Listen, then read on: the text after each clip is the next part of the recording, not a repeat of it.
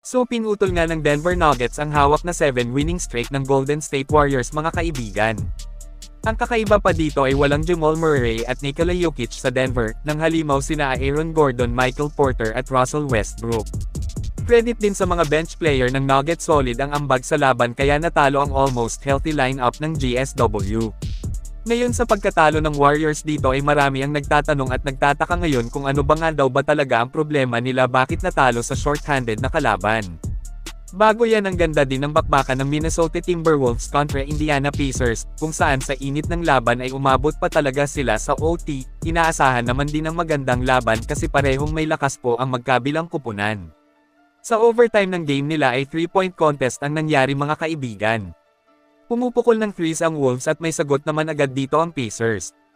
Hanggang sa ilang segundo na lang ang natitirang oras sa laban ay what a clutch big time 3-point basket dito ni Obi Toppin. Right hand, 11 seconds left to play.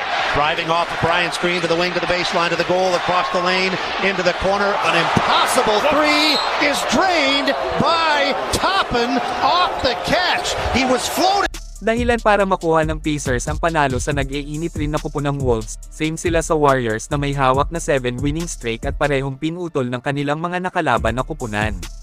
Kaya dahil sa pagkatalo din ng Minnesota Timberwolves mga kaibigan ay walang pagbabago sa pwesto nila. Nananatiling nasa rank number 6 ang gold-blooded. Iniligtas ng Indiana Pacers ang Golden State Warriors, talo man pero parang panalo pa rin.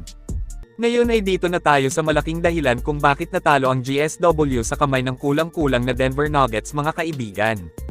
Hindi talaga makapaniwala ang lahat sa nangyari sa Dubs, yung ibang fans sinabing hindi nga daw seryoso ang Warriors at parang bigay ang laro. Para sa akin naman po mga kaibigan, napakasimple kaya natalo ang GSW, walang ibang dahilan kundi napakaalat talaga ng kanilang shooting.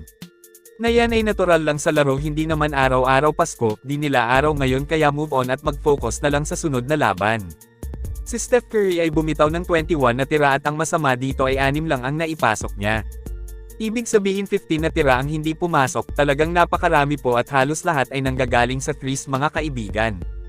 Kung saan nagpapawala si Curry ng 14 na tira sa threes at 4 lang ang pumasok, sablay ang 10 tira sa labas. Opinyon ko dito, dapat na maging pantay ang kanilang opensa ngayon kasi may Butler naman na magaling umatake sa loob at kumuha ng foul. Punto ko dito, timbangin ng mabuti ang decision making ay dapat na palawakin pa, maliit na problema lang ito kaya madaling i-adjust sa sunod pang mga laban. Mapapalaban ulit sila bukas, kalaban naman ng Milwaukee Bucks. May lakas din ang Bucks kaya mahirap na laban din ito para sa Dubs. Kayo mga kaibigan, ano ang masasabi nyo sa naging laban ng Golden State Warriors versus Denver Nuggets? I-comment lang po yan sa ibaba at akin pong babasahin yan. Maraming salamat po, mag-iingat at God bless sa lahat. And Gordon there. Gordon with a fabulous fake.